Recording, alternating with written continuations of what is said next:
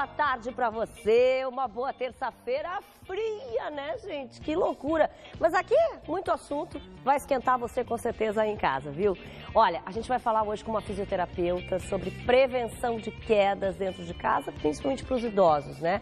Ela disse que nessa época do ano também tem alguns problemas aí, vamos falar sobre isso. Também nessa época do ano é melhor a gente cuidar da pele, viu? Passar um bom peeling, né? E tem vários tipos, a gente vai contar pra você já já.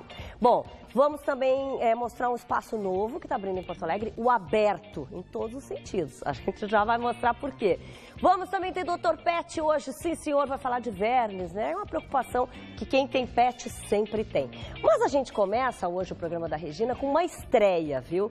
Que é o É Geral. É um quadro dirigido para a comunidade, né? Com o Rafael Cavalheiro e que hoje vai mostrar pra gente uma ajuda a crianças carentes através do esporte. Então roda pra gente o É Geral. Zona Sul de Porto Alegre, bairro Guarujá.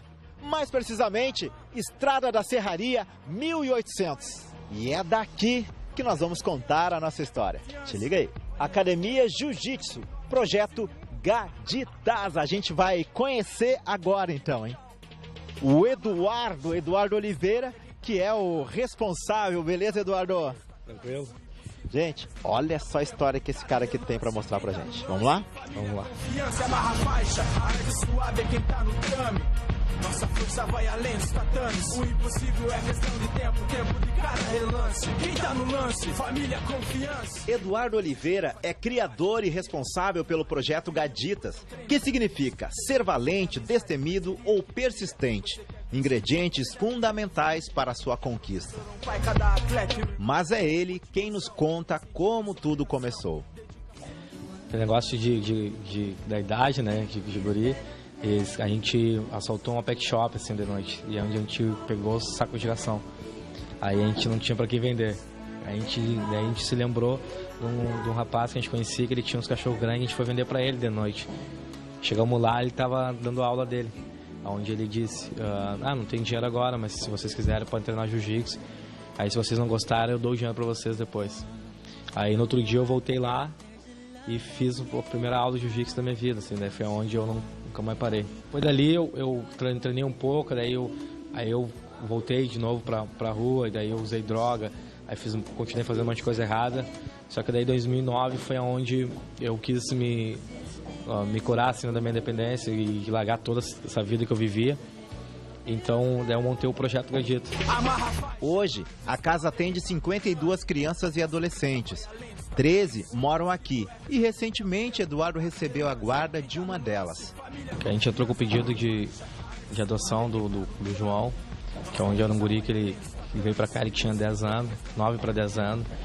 E ele tinha vários problemas assim na família, vivia meio solto na rua, ele começou a fazer parte do projeto, acabou ficando, e daí a gente entrou e agora dia 1º de junho conseguimos a adoção dele. Hoje nós temos um reforço escolar, né, que todos os sábados aqui para ajudar as crianças. E a gente cobra, agora a semana foi a entrega do boletim, onde a gente pede para eles trazer, os que estiverem mal, a gente tem uma punição. Então, qual é a punição? Depende de cada um, né? Tem uns que é limpar a academia, outros é ajudar os colegas, servir água, entendeu? E estudar, né? O projeto esse ano ele vai fazer 8 anos, né? 8 para 9 anos e o lugar aqui era um lugar pequeno. Chovia dentro, quando chovia assim, a gente não podia treinar porque molhava tudo. E o ano passado, em outubro do ano passado, a gente ganhou um apoio da rede voluntária telefônica. E a alimentação também, o pessoal vem pra cá, se alimenta? Sim, tem algumas crianças que saem da escola e que vêm almoços, e todos os dias às 5 horas da tarde tem um café da tarde, que eles vêm aqui e tomam café, né? Os que estão chegando às vezes do colégio, vêm direto pra cá, tomam café para poder treinar. Tantos kimonos, faixas, vários troféus. Afinal de contas, o projeto não fica só aqui dentro, né? É o Brasil inteiro. Vocês ganharam campeonatos nacionais, como é que é? Sim, a gente ganhou nacionais fora do Rio Grande do Sul, né? A gente foi agora para São Paulo, que a gente levamos 27 crianças e trouxemos 22 medalhas. Trouxemos alguns campeões brasileiros aí. E estamos aí acumulando esse troféu aí. Tu ganhou ela onde, essa medalha? Campeonato Brasileiro de Jiu-Jitsu de São Paulo. É? Tu foi até lá para ganhar nacional essa medalha? Mas olha, Carol, e tu esqueceu a medalha, ele também ganhou, né? Como é teu nomezinho? Paulo Henrique. Paulo Henrique também ganhou a medalha, né? É. Mas não lembro onde colocou. Olha só, esse aqui sabe onde botou, ó. Que bonito. E essa medalha também? Campeão nacional, João? Sim. É. Chegou lá, tu lutou bastante, né? 3 lutas. A melhor recompensa é o sorriso deles, né? A gente acompanha o passo a passo, o sacrifício de chegar até lá a competição, né? Aí eles chegam, aí sobem em cima do pódio. Para nós, a maior recompensa é essa, né? E este foi o projeto Gaditas. Valeu, geral! Deixar um legado dando seu máximo e queda na cocaína. Legal, hein, gente? Bom, para falar mais sobre esse assunto e para explicar mais o que vai ser esse quadro aqui dentro do programa da Regina, tá aqui comigo ele, né? Rafael Cavalheiro. Agora, mais um Rafael é sacanagem, viu, Rafael? Porque já tem o meu diretor aqui que me incomoda, que é o Rafael, agora vem outro Rafael. Que Não, bom. mentira, ele é um amor. Estamos dominando. Menino, me conta uma coisa. Hoje a gente viu aí esse projeto bem bacana, né? O que o É Geral vai trazer aqui pro programa da Regina? Olha só, o É Geral vai ser uma janela enorme assim, para a cultura popular, né? A gente vai estar trazendo samba, pagode, carnaval, hip hop, funk, aquele sertanejo universitário, enfim, a gente vai estar mostrando tudo aquilo que existe no estado e que infelizmente a visibilidade é muito pouca, né? E que tu falou também uma coisa bem bacana quando chegou aqui, que é a história dos bairros, né? Quer dizer, existe uma cultura por bairro aqui também. Ah, com certeza. E que a gente muitas vezes nem conhece, né? E que os bairros também não nos conhecem. E aí a gente vai se apresentar agora uns pros outros. Ah, não, com certeza. Eu acho que através aqui do programa da Regina, do quadro É Geral, a gente vai poder mostrar para todo o estado a riqueza que são os bairros, as comunidades, né? Muitas vezes a gente fica sabendo só de notícias negativas, mas existe uma riqueza enorme. Cada vez que a gente vai em eventos ou projetos sociais, as pessoas sempre perguntam, pô, a gente pede para a imprensa vir aqui, mas não, eles nunca aparecem. E aí, com essa porta aí hoje que a Bandeirantes está abrindo para a cultura popular, eu tenho certeza que vai ser um marco na história do estado, do Rio Grande do Sul. Poxa, eu também. Agora, eu ia dizer o seguinte, que a Band sempre teve essa marca, viu? Essa questão do jornalismo positivo também.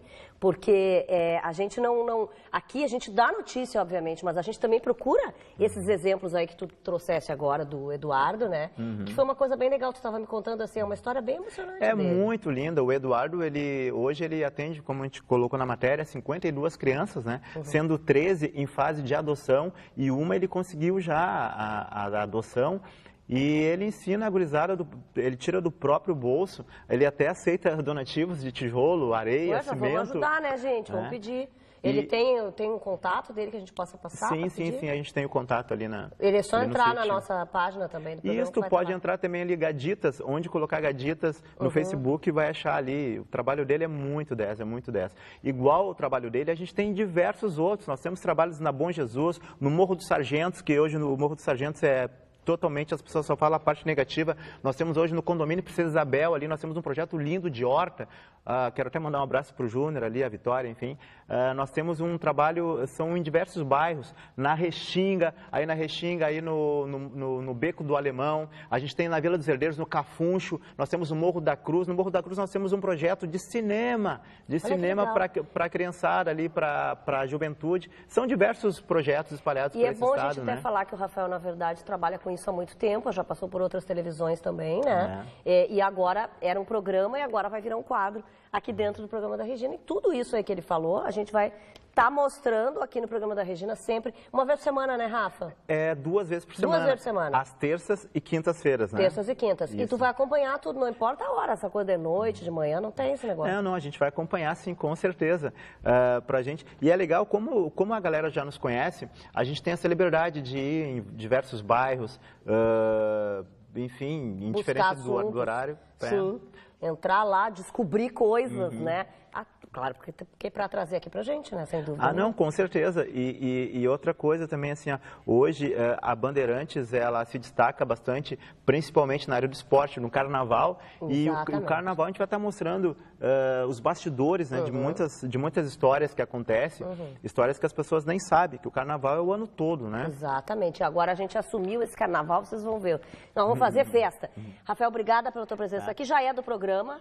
Fica aqui comigo um pouquinho ainda mais, tá bom? E nós vamos falar do frio, né, gente? Porque não tem quem não fale disso hoje. Foi uma manhã congelante em muitos locais do estado. Olha como é que tá a minha voz, gente. É impossível ficar boa, né? E é sobre isso que nós vamos falar agora com a Karine Flores. Boa tarde, Karine. Espero que tu esteja com mais voz do que eu. Boa tarde, Regina. Boa tarde a todos. Sabe o que eu acho que foi isso, Regina? As pessoas estavam reclamando tanto. Ah, mas não tem inverno. Ah, mas não tem frio. As temperaturas estão tão quentes. Aí, quando o frio chegou mesmo, ele chegou com tudo para bater recorde, para ser umas temperaturas, assim, congelantes. Eu acho que foi isso que aconteceu, Regina. De tantas pessoas reclamarem, as temperaturas ficaram assim tão baixas. E a gente tem alguns registros que a gente vai mostrar, algumas imagens bem impressionantes que traduzem um pouquinho do que foi todo esse frio. A gente está vendo aí algumas fotos que são da região noroeste do estado, porque por lá teve muito frio, mas teve muito frio em todas as áreas do estado. A gente vê aí campos, lagos, rios, tudo congelado, porque realmente as temperaturas estavam muito baixas.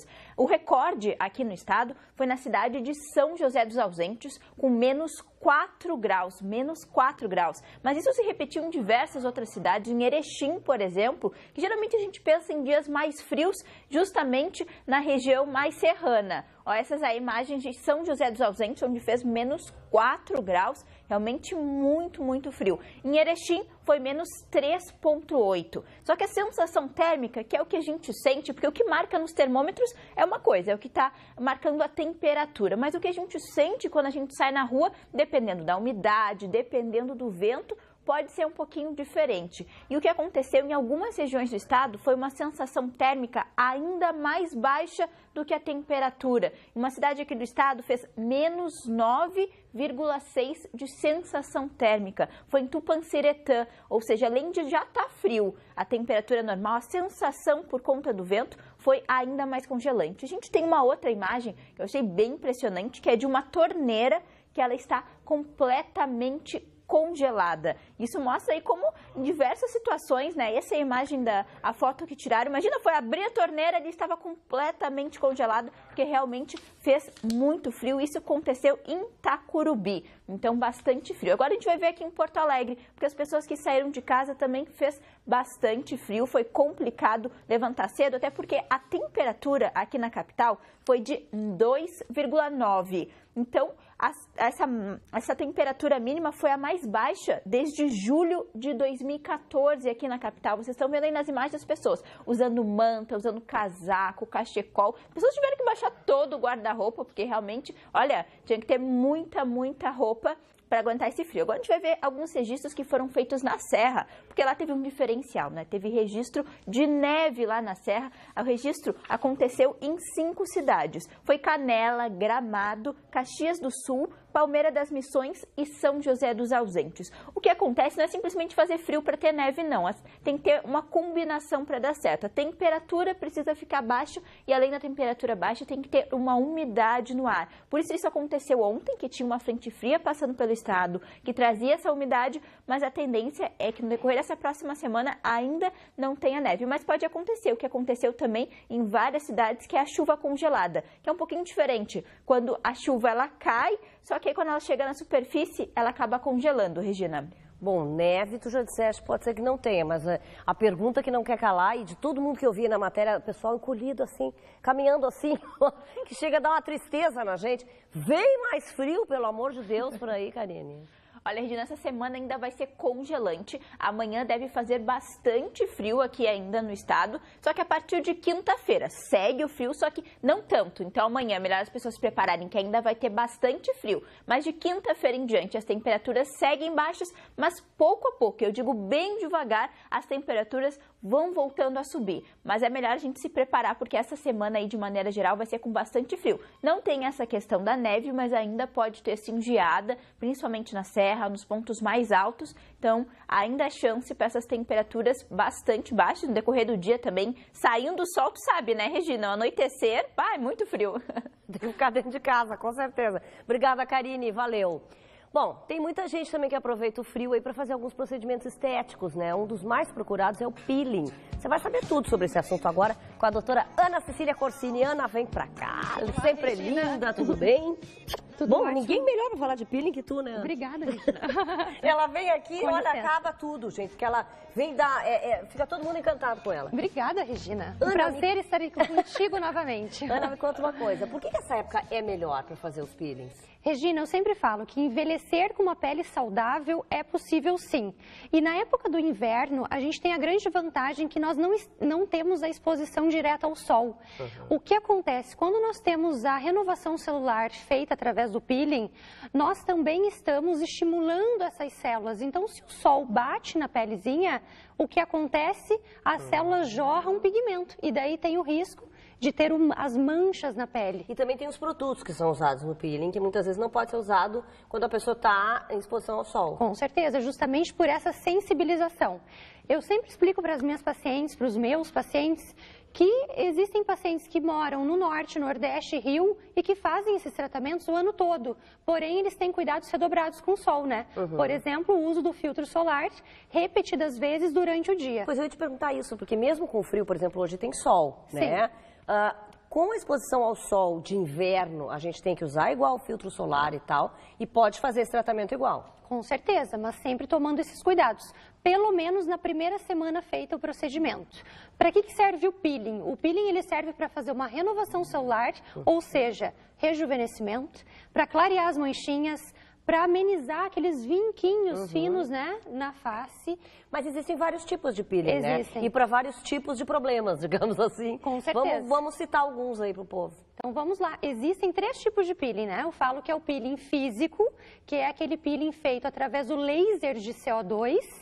Existe o peeling mecânico, feito através do peeling de cristal, o peeling de diamante e os peelings químicos, que existem N números, né, de ácidos que se utiliza, como por exemplo o retinóico, muito conhecido, né, e inclusive considerado um peeling superficial, até outros que acabam aprofundando um pouquinho mais na pele, como o de fenol. Eu acho chiquérrimo, quero dizer, esse do diamante. Acho.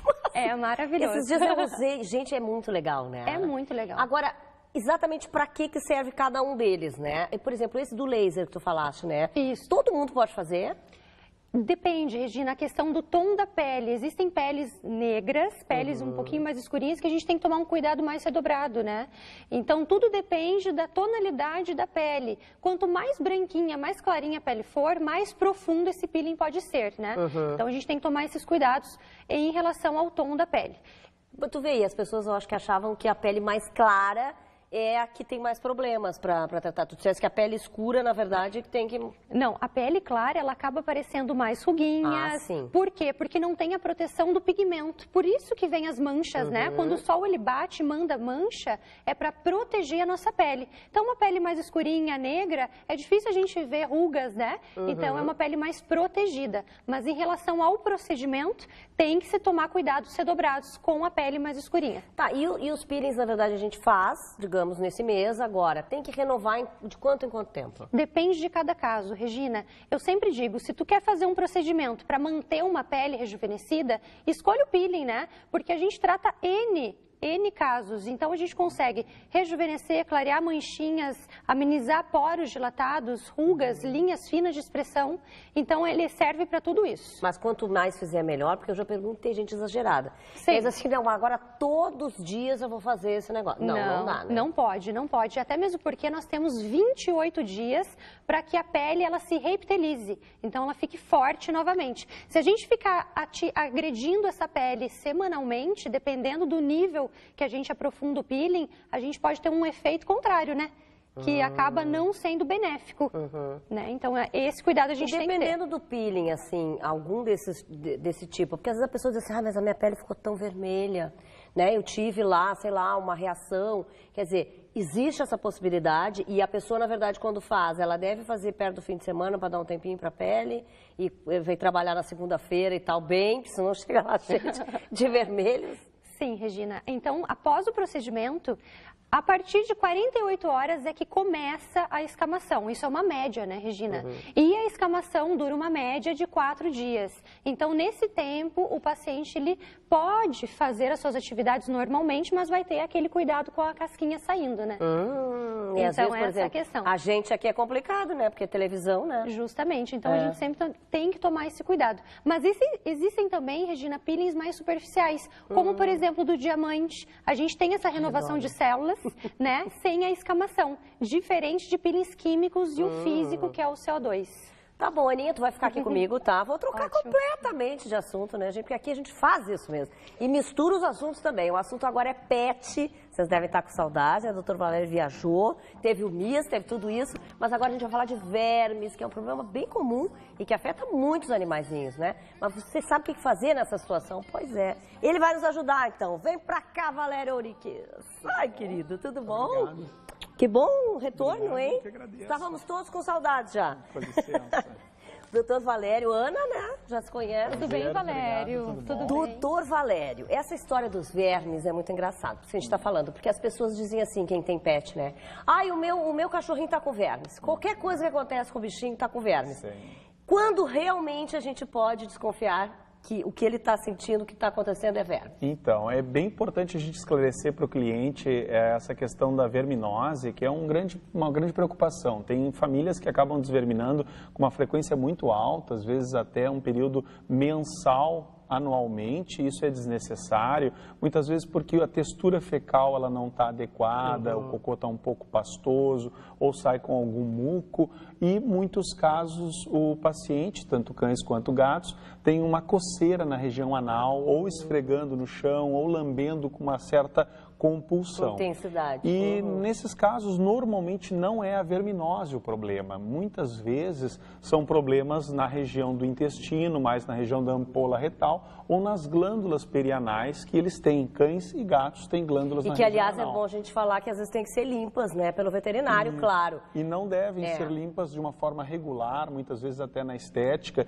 Estéticas de mais qualidade, que têm realmente uma assessoria muito atenta, não fazem a limpeza de glândula de uma forma padrão no banho. Isso é necessário que seja feita uma avaliação médica, porque a frequência da limpeza e o conteúdo que sai está relacionado à alteração. Mas voltando aos vermes, quais são os sintomas que a gente pode dizer? Normalmente nós temos sintomas de cólica, alguma prostração, animais jovens que não têm uma repercussão assim de uma evolução no peso, no pelo, um pelo opaco, uma barriga pendular, uma mucosa mais pálida, um quadro de anemia. Isso seria de uma forma mais clássica. Então, via de regra, todo filhotinho que a gente adquire ou um animal que a gente não tenha procedência, a gente faz uma desverminação padrão.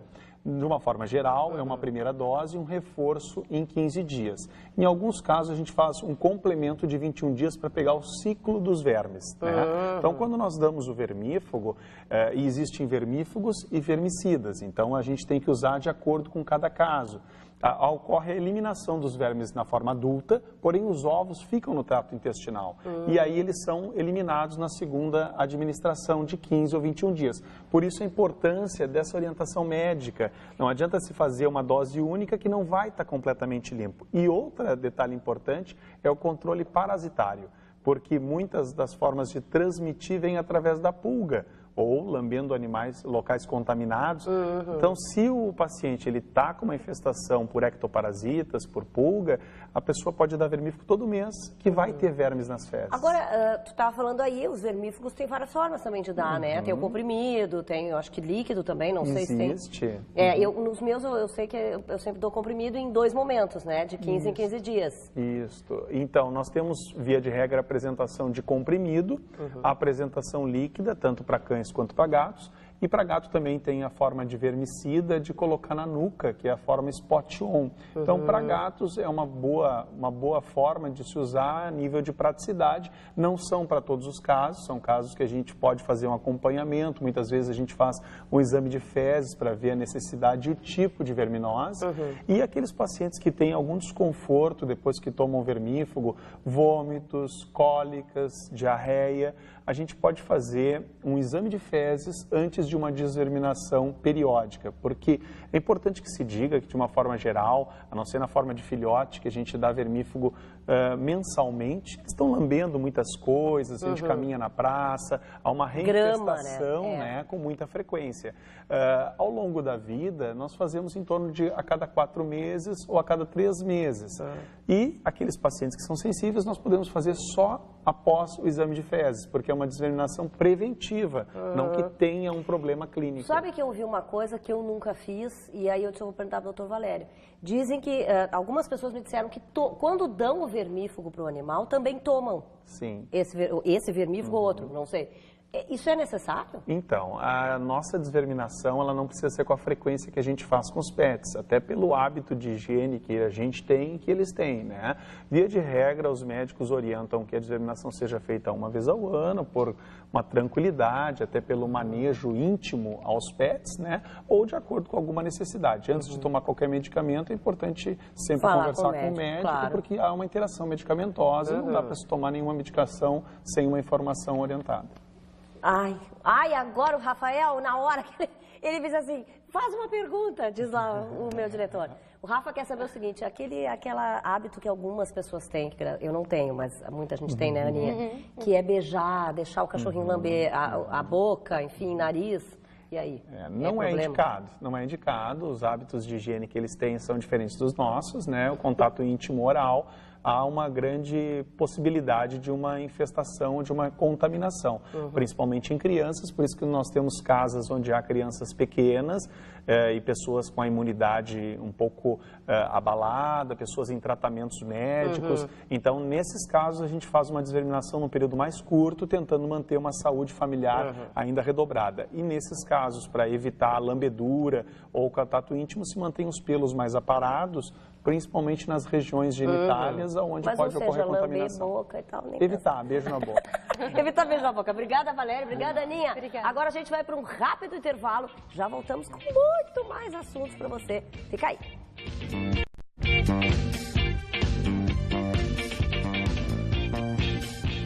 Bom, que os idosos necessitam aí de um cuidado super especial, todo mundo já sabe, né? O que muita gente não sabe é como prevenir acidentes e quedas em casa. Por isso estou recebendo aqui a fisioterapeuta Jaqueline Boff comigo. E esse chinelinho que está aqui na mesa, ela trouxe, não é para eu ainda trocar meu saltinho, não é, infelizmente.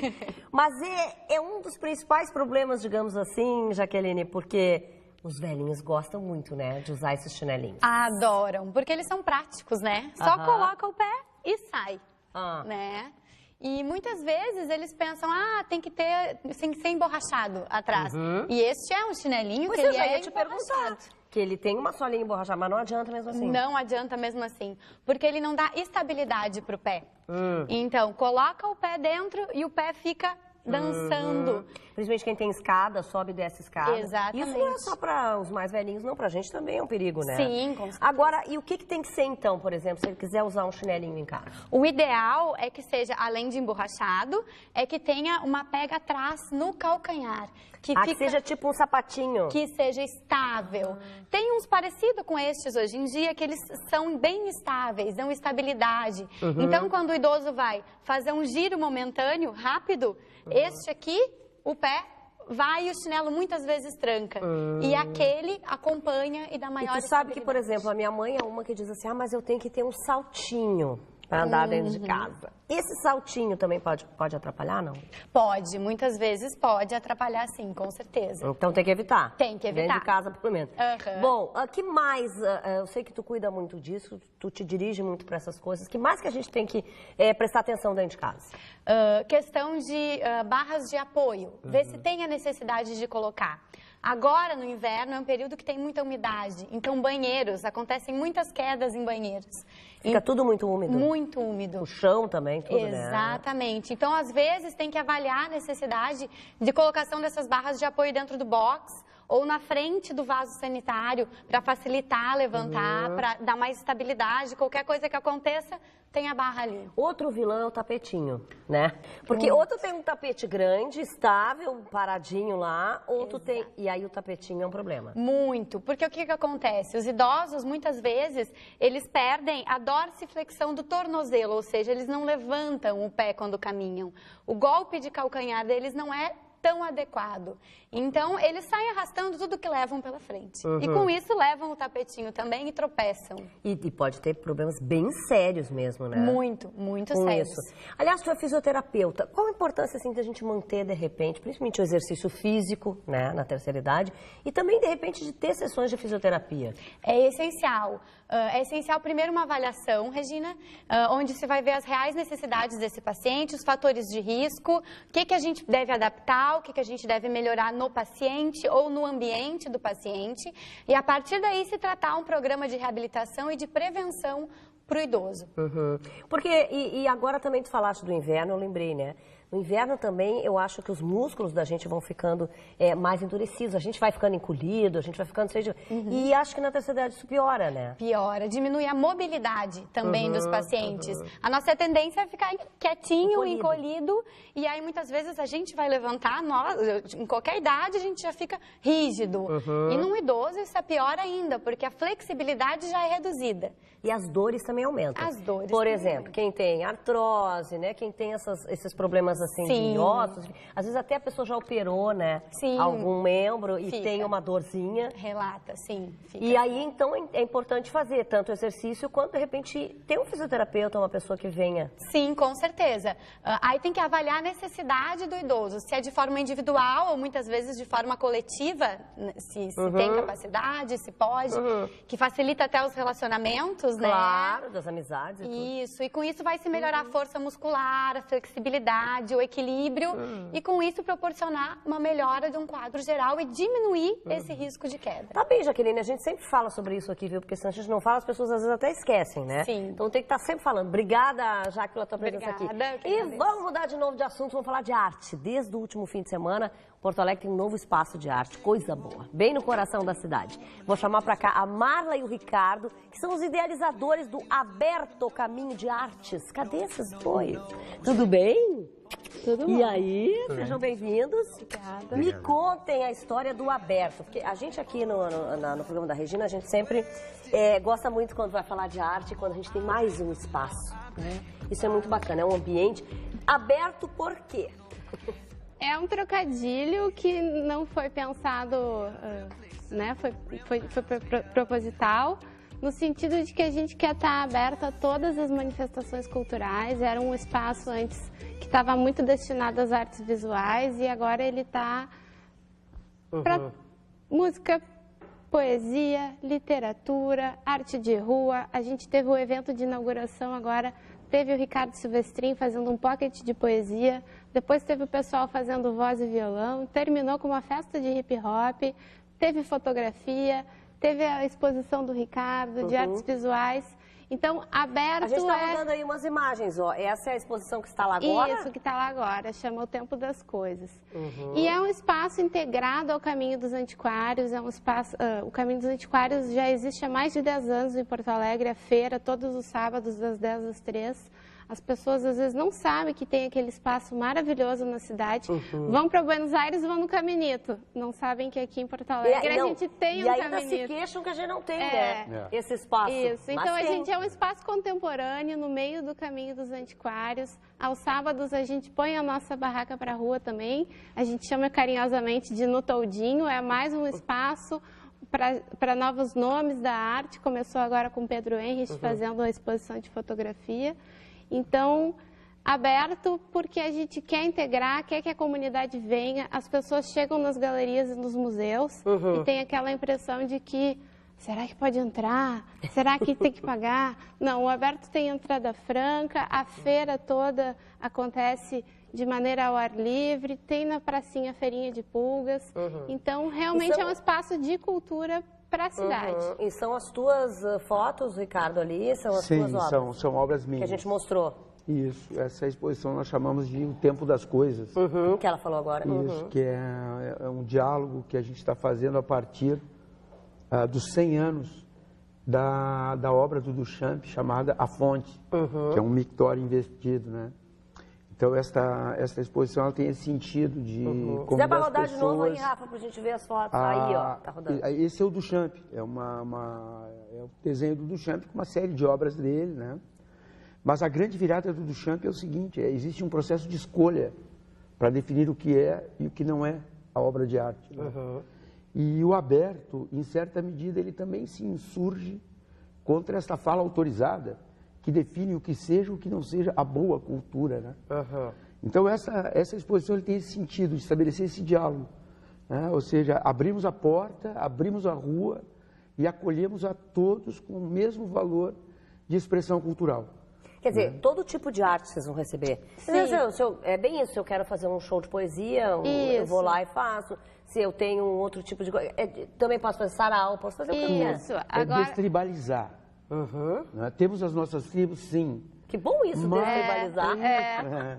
Foi muito bacana agora na abertura, porque os meninos, o NJ e o DJ Jajá, que terminaram fazendo um hip hop, um som de rua muito bacana. Mistura, gente. Hip hop, adorei.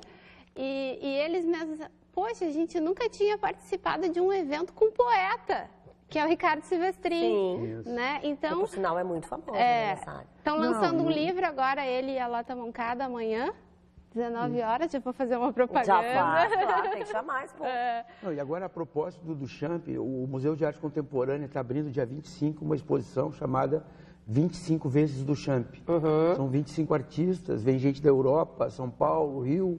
Eu vou ter 2 obras lá, que é muito importante, porque estabelece esse processo, né, e que legal esse negócio, porque também esse intercâmbio é importante para os artistas, né? Isso. De vir gente, como tu disse, de fora, tanto de outros estados quanto de outros países. Eu vou te dizer o seguinte, Regina, eu acho que o mais importante não é nem que eles venham, é que nós, gaúchos, temos que aprender a acolhê-los. E a prestigiar eles os são espaços tão bons que quanto a gente nós. Não, e a mostrar a nossa arte também para eles. Exatamente, e são às vezes muito melhores, nós temos que aprender com eles. Então, a ideia do aberto é fazer isso, é trazer gente de fora, é prestigiar gente de dentro, é trabalhar com a expressão cultural.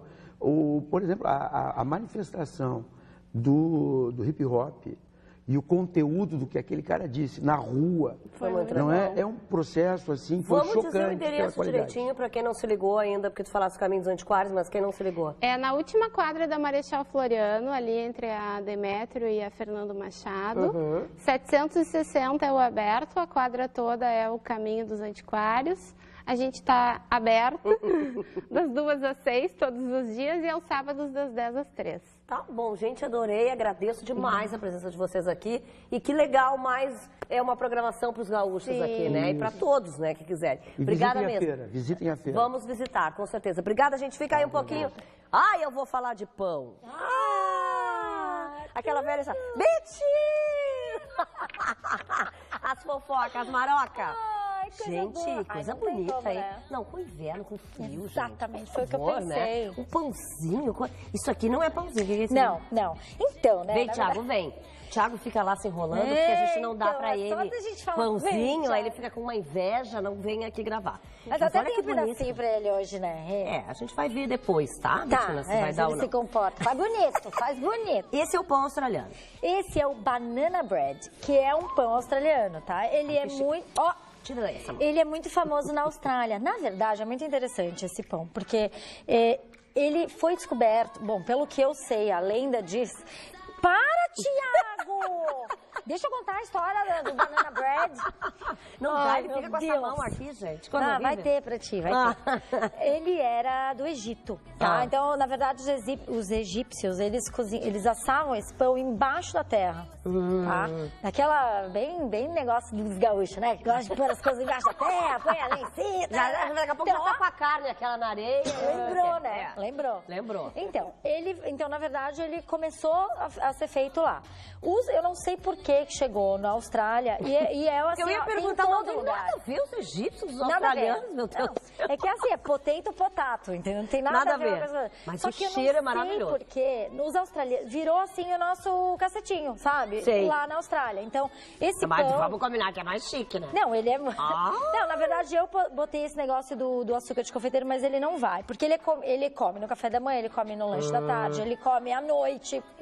com presunto e queijo, passa-se manteiga. Então Mas o que tem nesse pão? Só isso aqui é açúcar? Ele é um bolo de banana, só que ele vai um pouquinho pouquinho de sal, então ele não fica aquela coisa super doce, ele fica uma coisa neutra. adoro. Como a banana é neutra também, até por outras receitas que a gente faz Que hoje tem a em dia, massa de banana, a banana né? vê a biomassa, Tá, né? e essa é cuquinha? Então, daí eu não me aguentei, gente, juro, porque eu amo cuca, eu amo, não, juro. E aí eu tinha lá a forma bonitinha, e daí eu peguei essa massa de banana, coloquei, ralei uma cenoura, uma maçã inteira e fiz as cuquinhas. Aí eu fiz a farofinha em cima e falei, vou levar, né, o Thiago gosta.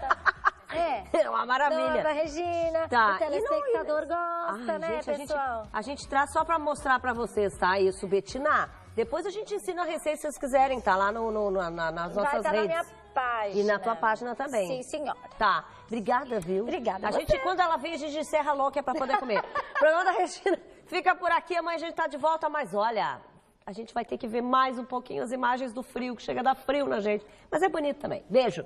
Tchau.